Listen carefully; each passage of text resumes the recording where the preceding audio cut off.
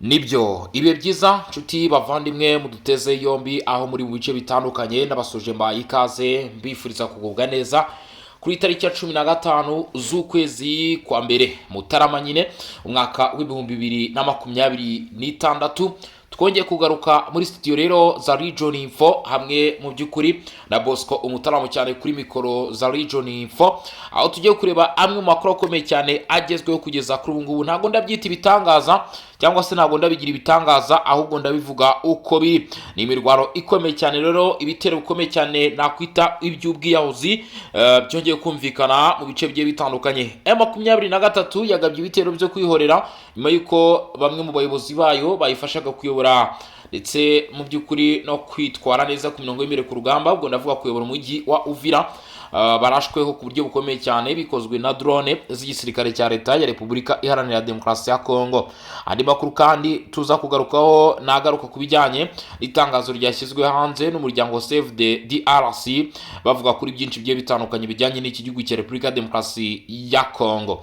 Turaza kuba twabigarukaho kubijyanye n'itangazo rero bashyize hanze rucikwi cyangwa se ngo ujye kure utabanje kumenya iby'aya makuru. Turareba kandi biri kuvugwa hagati ya Zambia na Repubulika ya Demokarasi ya Kongo kubijyanye n'umupaka bahuriweho, amakuru agezweho kubijyanye n'iyi ngingo, ibyo nabyo ndaza kuba mbigarukaho. Si ibyo gusa mufite n'andi makuru agiye atandukanye nk'ubu perezida wa Angola Joao Lourenço ku munsi w'ejo tariki 14 z'uku kwezi kwa mbere yakiriye mu biro bye mu murwa mukuru w'iki gihugu ayoboye i Rwanda. Nkwibutsa ko uyu ayoboye n'umuryango wa Afurika yunze ubumwe rwose yakiriye abahagarariye Kiliziya Gatolika ndetse n'amadini ya Gikristo yo muri Repubulika ya Demokarasi ya Kongo. Bari bagiye hariya gukora iki n'ibijyanye n'ubundi n'intambara mu burasirazuba bwa Kongo. Ni mu gihe bitangazwa ko hakenewe kongerwa imbaraga mu mishinga itegura uguhuza mu byukuri ibiganiro bya Washington, Doha, Rwanda ndetse n'ibyo bitandukanye. Tariki 17 z'uku kwezi harabura iminsi igera kuri 2 nayo navuga ko ituzuye. Turaba twibereye muri Togo n'abanyacyubahiro bagiye batandukanye, yaba abaturutse muri Leta Zunze Ubumwe za Amerika, abaturutse Doha muri Qatar, abaturutse hano mu karere ka Afurika biyaga bigari. Nta kindi baraba baganiraho ni ingingo ijyanye n'ikibazo cyo mu burasirazuba bwa Repubulika Iharanira Demokarasi ya Kongo. Niyo mpamvu mbwira abantu ni mukande subscribe kuko nk'ibyo byose kabisa uba ugomba kuzakira cyangwa se kuzakurikirana update zibijyanye nabyo hano kuri Region Info. Nkwibutsa ko rwose ugomba no kunyarukira kuri Barore TV ukareba uko byifashe, amakuru twatugina tukugezaho naho uko abameze mw'abantu mwe abanyarukira muri group yacu ya WhatsApp mukavamo mu byukuri namwe ndabakomeje. Ariko kandi mbibutsa ko kuvamo biroroshye ariko kugarukamo mu byukuri ni hatari. Binyuranye na bya bindi tujya tubona Nairobi ati kutoka ati kuinjia ni njema kutoka ni ngumi, ngira ngo murabyumva. Hanyuma rero reka mbabwire ko kugeza kuri ubu ngubu imirwano yumvikanye guhera ku munsi w'ejo masaha y'igicamunsi ikomeza mu masaha nimugoroba. Mu byukuri yateye urujijo ku buryo bukomeye cyane. Kugeza kuri ubu ntago haramenyekana umubare ndetse n'amazina ya bamwe mu bagize itsinda ry'umutwe wa 23 barasuwe mu bitero bya za drone byakozwe n'ihuriro ry'igisirikare cya leta ya Kongo mu mujyi wa Uvira. Ibi mu byukuri bikaba byabaye isomo ndetse no kwereka abagize itsinda ry'inyeshyamba z'umutwe wa 23 ko mu byukuri noneho harimo harategurwa ama operation akomeye cyane. Amakuru twagarutse mu masaha mu gitondo agaragaza ishusho ya bamwe mu banyekongo bavuga ko bakeneye yuko cyangwa se bashaka yuko ibitero bikorwa byaba mu byukuri noneho byisumbuyeho. Bakavuga bati birakwiye ko mu byukuri habaho guhagarika cyangwa se habaho noneho gukora ibitero bya nyabyo, apana byandi twagiye tubona ati kabone nubwo habaho igikorwa cyo kurenga ku mategeko n'amabwiriza mpuzamahanga y'intambara, atariko dukeneye mu byukuri kubana ikintu gikaze. Dukeneye kubona ikintu gikaze. Ibyo ni bimwe mu bigenda bivugwa nyine ni imvamutima, ntabwo ari iz'abafana ahubwo z'abatuye Repubulika Iharanira Demokarasi ya Kongo. Imirwaniro yo ku munsi w'ejo ku wa gatatu ntago yari yoroshye rwose, tutabeshyanye buri muntu hano mu byukuri arabizi kuko twagiye tubigarukaho kenshi cyane, arabizi uko byari bimeze. Ntago byari byoroshye, ntago ari ibyo bice byonyine gusa bivugwamo imirwano. Kivu y'Amajyaruguru, Masisi, Warikare, mu bice bigiye bitandukanye by'ahangaha naho bimeze nabi. Icyo cyo nakigomba ko wakimenya. Ariko muze kutubwira uru rugamba noneho murabona rutarimo urugenda ruhindura usura, kandi mu guhindura usura kuri uru rugamba haragenda habaho mu by'ukuri cyangwa se biragenda bigaragara ko muri sekiteri zose hagenda yiyongeramo ingufu nshya. Usibye n'ingufu nshya hagenda hagaragaramo mu by'ukuri imyanzuro mishya. Reka twinyarukire kuri iri tangazo rya Save the DRC, tubanze turigarukeho, turi some turebe uko bimeze. Nyuma yo kugirwa inama inshuro ebyiri n'ubuyobozi bukuru bwa Repubulika Iharanira Demokarasi ya Angola ku bwabo bwite ku bijyanye n'igitekerezo cy'uko habaho ikiganiro hagati y'abanyekongo, umuryango Save the DRC urashimira byimazeyo uruhare rwihariye rwa nyakubahwa João Manuel Conclavel Lourenço mu gitekerezo yatanze cy'uko mu by'ukuri hakwiye ibiganiro by'imbere mu gihugu.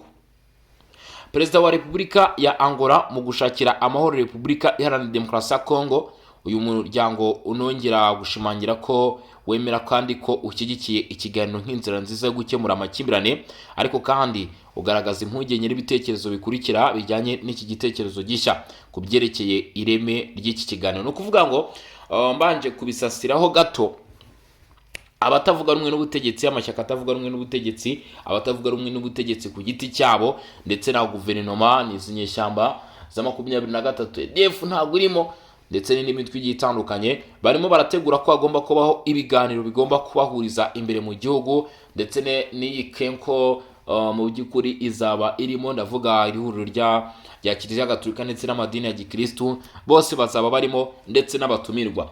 João Lourenço nk'umwe mu bagiye bagira uruhare mu gushakira mu by'ukuri Repubulika ya Demokarasi ya Kongo amahoro binyuze muri inzira y'ibiganiro hagamijwe guhagarika imirwano, we yumva ndetse anabona neza rwose ko iki kibazo kiri hano mu burasirazuba bwa Repubulika Iharanira Demokarasi ya Kongo, iyo nzira yatekerejwe ishobora gufasha rwose kukugera ku mahoro ndetse n'umutekano. Atariko ku byerekeye ireme ry'iki kiganiro, intsinzi y'ikiganiro icyo ari cyo cyose ishingira mbere na mbere ku kugira umutima ukeye ndetse n'ubunyangamugayo bw'impande zirebwa, ndetse no kubahiriza ibyo ziyemeje. Ntabwo ishingira ku bwinshi bw'ingendo zakozwe, imijyi isurwa cyangwa ubunzi bukuru bwitabazwa. No kuvuga ngo ahangaha niho kugaragariza abanyekongo ko bafite igisubizo mu biganza byabo, nta wundi muntu bashingiyeho, ndetse kandi bakaba bakeye mu mutima nta kangononwa. Atigura hahindurwa aho ibiganiro bibera n'ababigizemo uruhare, Nairobi, Rwanda, Doha, Bujumbura, Kampala, Rome ndetse n'ahandi, bigaragaza kutagira icyerekezo gihamye, bigasiga isura y'igikorwa kituzuye, kandi bigasa n'ibikorwa bigamije gusa kugaragaza ko hari igikorwa kiri gukorwa aho kuba ugushaka igisubizo kirambye.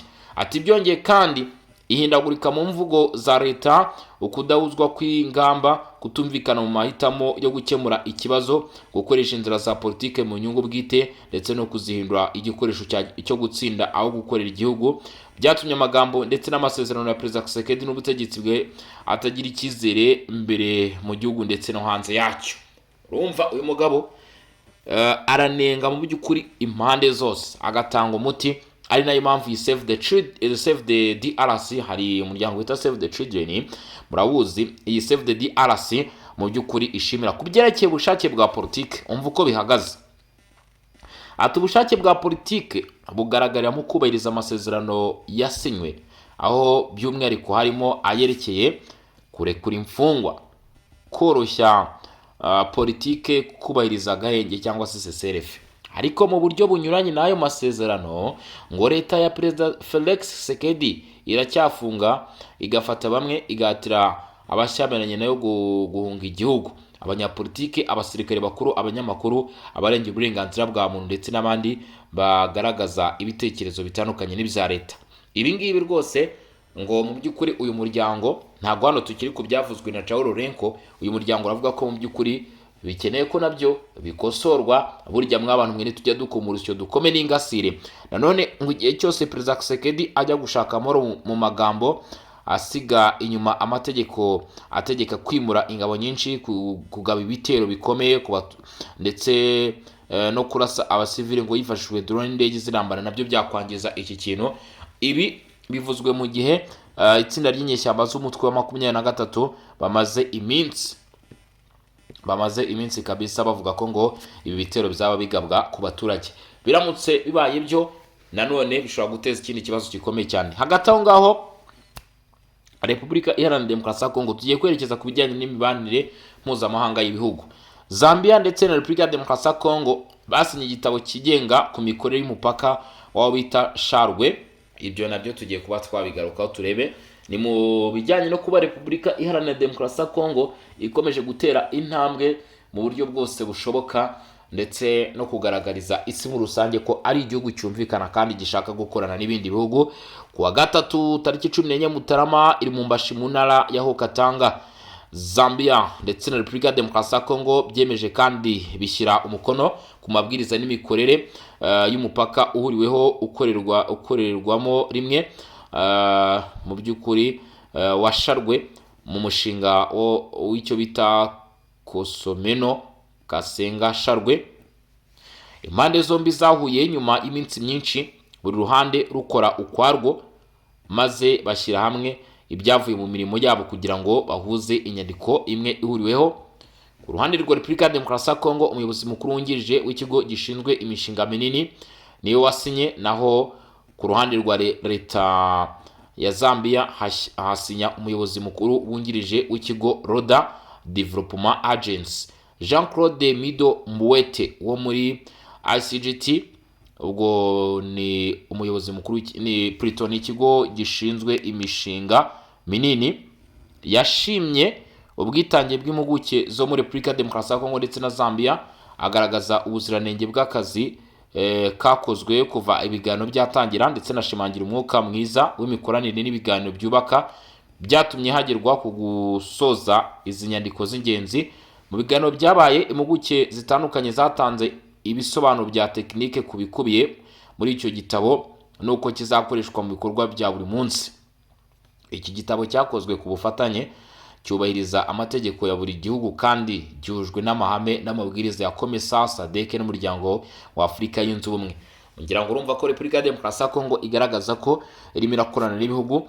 Hari intego rero yo koroshya ndetse no kwitisha imikorere ya gasutamo ku mupaka, gushimangira ubufatanye hagati y'ibihugu byombi ndetse no kongera ubushobozi bw'ibihugu bw'ubukungu ndetse n'ubucuruzi hagati ya Repubulika ya Demokarasi ya Kongo na Zambia.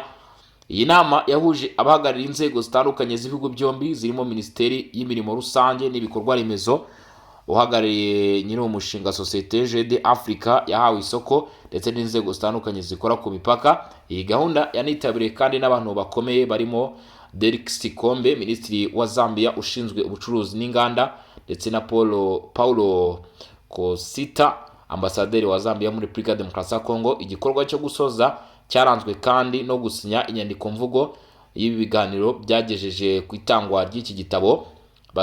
Bisinywa na Derek Sikombe, Minisitiri wa Zambia ushinzwe ubucuruzi n'inganda, hamwe na Engineer George Koshi Gimeya, uhagarariye Minisitiri wa Repubulika ya Demokarasi ya Kongo ushinzwe imirimo rusange n'ibikorwa remezo, nk'uko byari bikomeje kugenda nyine bikorwaho agatanga rwose muri utu duce.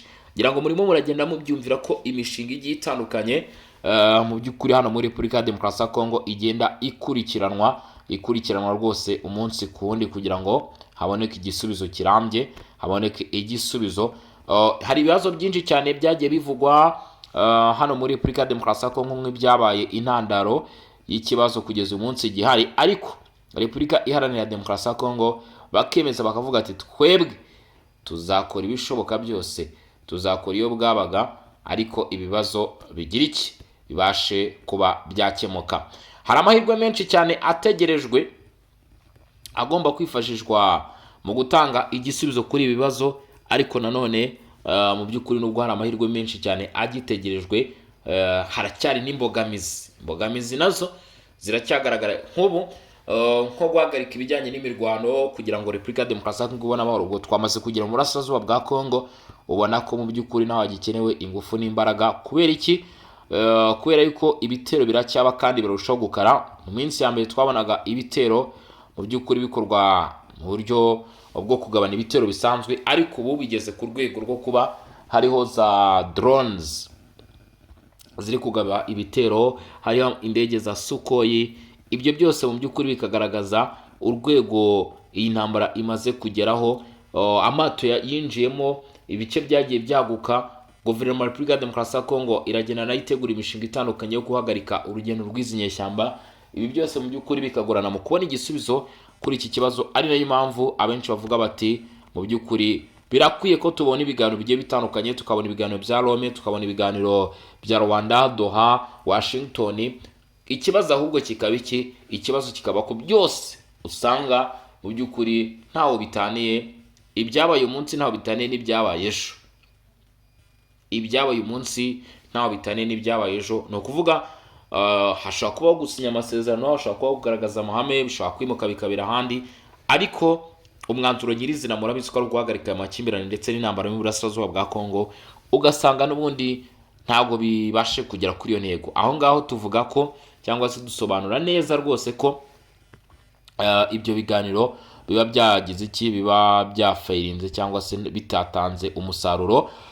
Ibiganiro bye rero bikaba bikomeje mu mpande zigiye zitandukanye z'isi, byiga kuri iki kibazo cyo mu burasirazuba bwa Repubulika Iharanira Demokarasi ya Kongo, nk'uko inyandiko z'ibitangazamakuru ndetse n'amakuru agenda acicikana hirya no hino abigaragaza. Muri urwo rwego rwose bikagaragara ko intambara mu by'ukuri harifuzwa ko ihagarikwa, ariko abandi bakavuga bati bitewe n'inyungu, bitewe n'umusaruro bikomeza kugenda bigaragara muri iki kibazo, biragoye ko tuzabona mu by'ukuri igisubizo. Perezida wa Angola João Lourenço akaba ari nawe muyobozi w'umuryango umwe bwa Afurika, ku meza ye kuri wa gatatu i Rwanda, mu by'ukuri murwa mukuru wa Angola, yabashije kwakira abayobozi b'amadini Gatolika ndetse n'amatorero n'itorero rya Protestant muri Repubulika ya Demokarasi ya Kongo niho baturutse. Aba rero baje kugira ngo bicare ku meza bacoce, baganire, biragize Imana ndetse basabira umugisha Repubulika ya Demokarasi ya Kongo, iki gihugu rwose kibashe gutekana ndetse no kubona amahoro n'ituze. Ariko kimwe mu bintu byo nakubwira cyangwa se nshaka kuba nagusobanurira, mu by'ukuri ibi biri kuba ntabwo bisobanuye nyine kugera ku ntsinzi ndetse no kuvuga ko mu by'ukuri twasobanura neza ko igihe kigeze ngo tuvuge ngo amahoro arabonetse kubera ibi biganiro, kuko hari ibindi byagiye bibanziriza kandi byari bifite ingufu. Ahubwo turi kuvuga ngo tubyitegamo iki, ariko guhita twanzura aka kanya nkeka ko haba hari kubaho kwihuta cyane, ariko birashoboka, haracyari amahirwe menshi ashoboka yo kwizera ndetse no kwiringira yuko ibiganiro mu by'ukuri bishobora kuzatanga igisubizo kirambye, tukabona ibintu bihindutse. Ariko nanone nkurikije uko ibintu biri kugenda bihinduka umunsi ku wundi hano ku butaka bw'uburasirazuba bwa Repubulika Iharanira Demokarasi ya Kongo, usibye mu jisho ryanjye ndetse no mu mboni z'abandi, bigaragara ko mu by'ukuri hakiri urugendo rurerure. Nk'iyi M23 se izava ahazawuvira ryari? Ubona ko yatsimbaraye, yanze isubizwa inyuma ariko bikanga, wagera kuri Bukavu bigaca umugani, wava Bukavu ugakubita mu by'ukuri hano mu mujyi wa Goma, ukambwira ukuntu bizaba byifashe, ukambwira ukuntu izi nyeshyamba mu by'ukuri ubona ko zananiwe kumva ibyo guverinoma isaba, ndetse nabo bakavuga ko guverinoma nabo yananiwe kumva ibyo basaba. Urumva ko biracyari ikibazo gikomeye cyane, rero hagati aho ngaho tunyarukiye muri Kivu y'Amajyaruguru naho tukareba uko byifashe. Ni Bukombo, kamwe mu duce tugaragara muri Rubero. Hanyuma rero muri teritwari Rucuru mu ntara Kivu y'Amajyaruguru, biravuga ko abagore 3 bari mu maboko y'inyeshyamba za M23, mu bagore 30 bashimuswe mu kwezi ko kuboza no 2025. Imiryango yabo ngo ikaba imaze igihe nta makuru ibafiteho, ibintu bikomeje kubatera impungenge ndetse n'agahinda, bibaza abantu babo aho bari, aho se baba bafungiye cyangwa se baba bararengeye. Aba bagore ngo bashinjwaga n'inyeshyamba kuba abagore b'abarwanyi ba Wazalendo ndetse no kuba babagezaho amakuru ajyanye n'imigendekere n'imyitwarire y'inyeshyamba za M23. Ni muri urwo rwego ngo bashimuswe, bajyanwe mu kigo cya Rubona, kimwe mu birindiro by'izo nyeshyamba muri teritwari ya Rucuru. Harabakuwe rero mu bice bigiye bitandukanye, nk'uko amakuru aturuka i Bukombo abivuga. Abagore 27 bo muri abo bashimuswe 30 bamaze kurekurwa buhoro buhoro, banahawe na telefone zabo zari zarafashwe igihe twavuga ko bashimuswaga. Ariko kugeza ubu nta makuru aramenyekana ku mibereho y'abandi bagera kuri batatu basigaye bafunze, hakibazwa rero amaherezo yabo.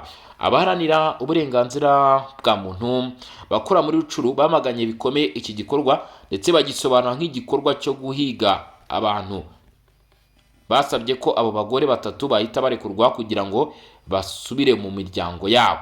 Twibutsa ko ku itariki 28 Ukuboza 2025 abagore 30 aribo bashibuzwe i Bukombo bashinjwa n'inyeshyamba zafite 23 kuba abamenyesha makuru b'Abawazalendo. Ku ruhande rwarwo igisirikare cya Repubulika Demokarasi ya Kongo FARDC cyashinje izo nyeshyamba kuba zarakoreye abo bagore iyicarubozo mbere yo kubajyana i Rubona, aho bivuga ko babanje kubabaza ndetse ku buryo bukomeye cyane. Ngira ngo urumva ko abari agahinda gakomeye cyane kuba turi mu mwaka wa 2026 rwose ukaba wumva ko hari abaturage bagihohoterwa bene aka kageni, cyangwa se kuri urugero bumva ko mu by'ukuri hari imbaraga zikenewe cyane, cyangwa se hari byinshi, hari indi ntambwe igikeneye guterwa kugira ngo iki kibazo tukibone cyahagaze, tukibone kitakiri kurangwa ku baturage ndetse n'imiryango myinshi cyane yakomeje kugenda ihohoterwa hano ku butaka bw'uburasirazuba bwa Repubulika Demokarasi ya Kongo. Ni ibintu bikunze kubaho cyangwa se byagiye bibaho kenshi, ariko tukavuga tuti nubwo byagiye bibaho iki nicyo gihe cyangwa se igihe kiba kigeze kugira ngo bibashe kuba byahagarara. Mu bigaragara rero abasore bari Amavubi, William Amuri Yakutumba head of Wazalendo aravuga ati rwose byanze bikunze 2026 ndashaka insinzi. Mama 23 iri mu byago. William Amuri Yakutumba ndetse yatangaje ko mu by'ukuri kugeza uyu munsi yatangaje ibintu bikomeye cyane, agaruka cyangwa se yerekana ishusho ku bijyanye n'ibikomeje kuba mu by'ukuri hano muri Repubulika Iharanira Demokarasi ya Kongo. Ngira ngo mwagiye mubibona kenshi cyangwa se mwagiye mubyumva kenshi ko mu by'ukuri biba bitoroshye habe na gato. Reka mbabwire ko kugeza uyu munsi mu ntambara ikomeje kubera mu ntara za Kivu zombi, William Amuri Yakutumba yatangaje amagambo akomeye anenga uwahoze ari perezida wa Repubulika Iharanira Demokarasi ya Kongo, nta wundi ni Joseph Kabila. Avuga ko Joseph Kabila yigeze kwitira kuba umurinzi w'amahoro, nyamara muri iki gihe ari uri guteza intambara muri Repubulika Demokarasi ya Kongo. William Amuri Yakutumba yibajije impamvu avuga iki kintu kimwe ariko ibikorwa bye bikaba binyuranye n'ibyo atangaza. Ati kuba avuga ati twebwe, yaravuze ati ndi umurinzi w'amahoro ndetse agakomeza bigaruko cyangwa se abishimangira, ariko ibikorwa akora bikaba byahubwo ari byo kubuza umudendezo n'amahoro abaturage. Yakomeje avuga ko we nabo ayoboye, aravuga Kabila ngo muri urugamba rwo kwitabira mu gace ka Fizi mu by'ukuri batazigera bareka agace na gato gafatwa nyine. Ati rwose twebwe nka Wazalendo twarayira ubuzima bwacu ko tutifuza ko Repubulika Iharanira Demokarasi ya Kongo hari ikindi gice cyakongera kwigarurirwa cyangwa se gufatwa. Ese uyu mugabo mu by'ukuri William Amuri Yakutumba murabona ko afite ubushobozi bwo guhagarika izi nyeshyamba z'umutwe wa 23? Kugira ngo harakomeza kubaho ingufu ndetse no kugenzura mu buryo bwo bwose bushoboka, ariko kandi reka nkubwire ko tuza kugaruka mu masaha ari imbere tureba n'andi makuru abagezweho. Nk'ibisanzwe ndi Bosco Mutaramo cyane, iyi ni Region Info. Mu by'ukuri reka dukomeze kugenda tubana rero kandi dukurikirana amakuru y'ibiri kuba tureba uko byifashe. Mugire umunsi mwiza, mukomeze kuryoherwa n'ubuzima ndetse mu by'ukuri nkwibutsa ko ugomba gukanda subscribe, nkwibutsa ko ugomba kunyarukira mu group yacu WhatsApp, nkwibutsa ko ugomba kunyarukira kuri Barore TV ugakanda subscribe, naho ugomba gutanga igitekerezo cyangwa se inyunganizi. Mu by'ukuri n'ubushake bwa buri umwe, iyo bitabaye ibyo ni imitima. Hanyuma reka like tuzizamure hejuru cyane. Hanyuma y'ibyo byose mukomeze muryoherwe, Imana n'imigisha bikomeze kugenda byibanira namwe, amahoro y'Imana bane namwe, abo bitameze neza murushaho kwihangana, twizera ko vuba bidatinze bishobora kumera neza. Hanyuma rero ciao hasta la vista.